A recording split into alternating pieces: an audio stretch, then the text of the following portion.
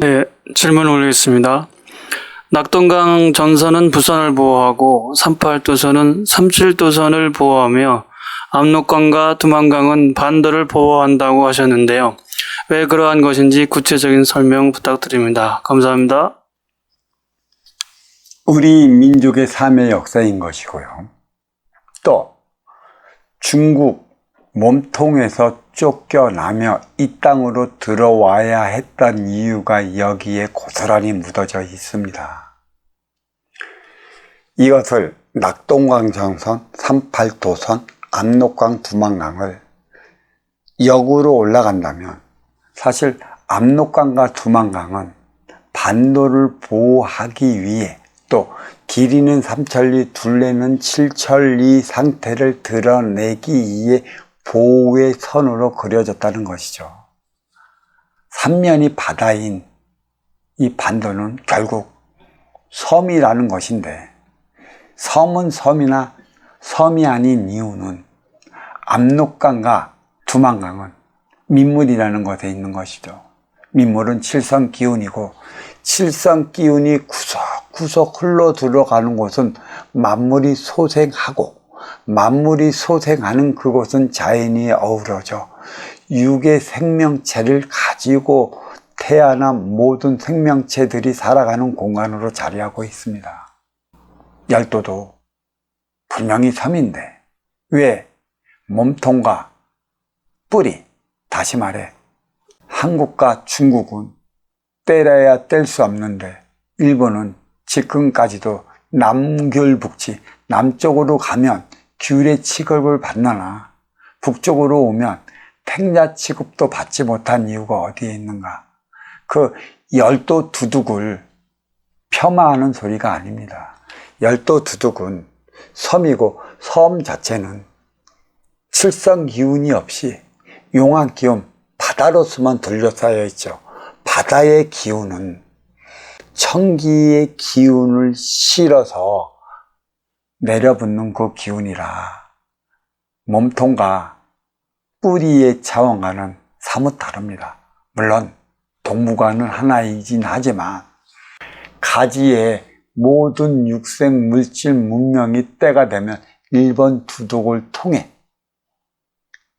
뿌리로 들어오기 때문에 우리와는 같으나 직접적으로 가지의 육생 물질 문명을 받아가며 살아야 하는 이들이 두둑의 민족이라 할 수 있겠으니 한편으로서는 뿌리의 삶을 갈망하지만 한편으로서는 서양 가지의 문명을 받아들이는 입장이라 그들은 한편으로는 서양 가지에 대한 그러한 기운을 갖고 살아가고 있고 다른 한편으로서는 뿌리 동북아에 대한 기운을 갖고 살아가는 이유가 여기에 있습니다.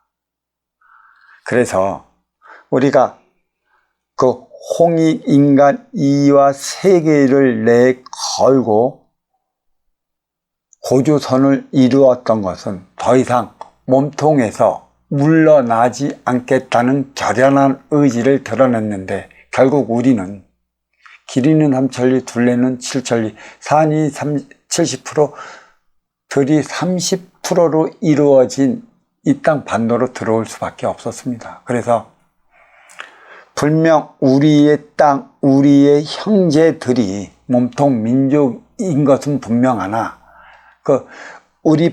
그들은 몸통에서 살아가야 하는 민족이고 다시 말해 형제이고 우리는 뿌리에서 살아가는 형제임을 증명하고 또 분리해 놓기 위해 압록강 민물과 두만강 민물로 경계를 쳐놓았다 할 수 있는 것이죠. 그게 바로 백두산인데 백두산이 인류의 영산으로 자리한 것은 두만강은 동에서 서로 흐르고 또 압록강은 동에서 서로 흐르고 황하강은 남에서 북으로 흘러나가는 이유가 삼파수라는 이유가 그 둘이지만 하나이고 때려야 뗄 수 없는 사이이고 그래서 우리는 순망치한 관계라 지금도 많이 얘기를 하고 있습니다. 뗄래야 떨어질 수 없는 관계라 결국 압록강과 두만강은 반도를 보호하고 있어요. 이 땅은 유배지와 다르지 않고 유배지 중에서도 영남이 가장 큰 유배지라 백두대간 안쪽에 떨어져 있는 영남권은 이들이 살아날 때 호남권이 살아나고 호남권이 살아날 때 그 남북한이 하나 되어 살아가는 것이라 우리는 이러한 사실을 잊지 말아야 할 것입니다. 그리고 남북이 이념으로 갈라져 있죠. 왜 남북은 이념으로 갈라져야 한 것인가? 북은 공산으로 남은 민주로 갈라져야만 했던 이유가 어디에 있는가? 특히 왜 38도선은 37도선을 보호하기 위해 자리한 것인가?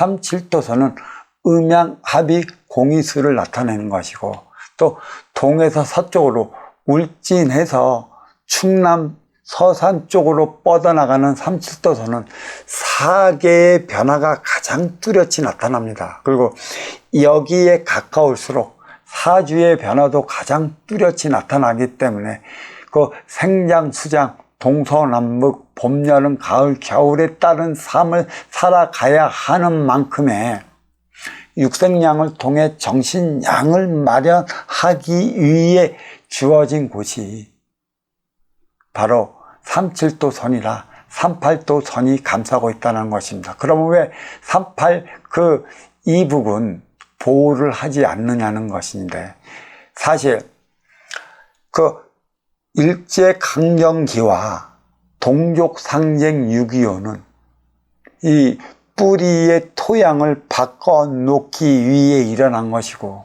또 뿌리의 토양을 바꿔놓으면서 씨를 뿌렸는데 그 씨들이 바로 아날로그 세대 베이비부머라는 것이죠. 이 베이비부머는 37도선으로 대거 내려왔고 대거 내려온 37도선을 보호하기 위해 38도선이 거어진 겁니다. 결국 공산이북은 아쉬운 활동유체로 자리하는 것이며 또 남한 민주는 이로운 운영유체로 자리하고 있다는 것이죠. 그래서 남한은 두둑 일본을 통해 서양 물질 문명이 들어와 장족의 발전을 이루었고 37도선이 가로막은 바람에 남북은 교과서적인 삶을 살아가야 하는 것입니다. 남한을 위해 시당하는 삶을 살아가고 있다 이렇게 말씀드리고 있는 것입니다. 남한에서 하나 되어 살아가는 삶의 에너지 대안을 마련할 때 남북이 하나 되는 것이고 이 대안은 영호남 지역 갈등이 하나 될 때만이 가능한 것이고 호남은 활동의 주체요 영남은 운용의 주체라 호남의 손을 영남이 잡아 나갈 때 가능한 것이라 이렇게 말씀드릴 수 있는 것입니다. 결국 38도선은 37도선을 지키기 위한 곳에 있고 낙동강 전선은 부산을 보호하기 있다는 것은 결국 부산은 두둑에서 들어오는 육생의 물질 문명을 받아들여야 하는 곳으로 인해 압록강 전선은 부산을 보호하고 있기 때문에 그 6.25 동란에 의해서도 부산이 점령되지 않은 이유가 여기에 있습니다. 지금까지 비춰진 일환인 것이고 결국 1988년 전후로 이 땅에는 육생물질 문명의 꽃을 피웠어요. 어떻게 피웠냐? 그 가지권에서 태평양을 통해 두둑을 건너 반도를 통해 중국 대륙이 육생물질 문명을 이루었습니다. 그러면 앞으로 해나가야 할 일은 육생물질 문명에 정신량을 부과시켜 그 몸통을 통해 가지러 올려줘야 하는데 이때는 어떻게 실어보내나 남한을 통해 북한을 통해 몸통을 통해 가지권으로 올라가야 하기 때문에 대륙 횡단 열차가 필요하다는 것이죠. 다시 말해 육생물질 문명은 천계의 자원이고 주어진 것이라 이는 태평양을 거쳐 들어왔다라면 정신량은 인간들이 살아가면서 만들어 나가야 하는 빈물질 차원이다. 육생량에 부과시킨 정신량을 실어서 대륙을 통해 가지를 올려보여야 한다는 것이죠. 해양과 대륙이 하나 될 때 삼대치 음양합이 공이수를 이루는 것이다.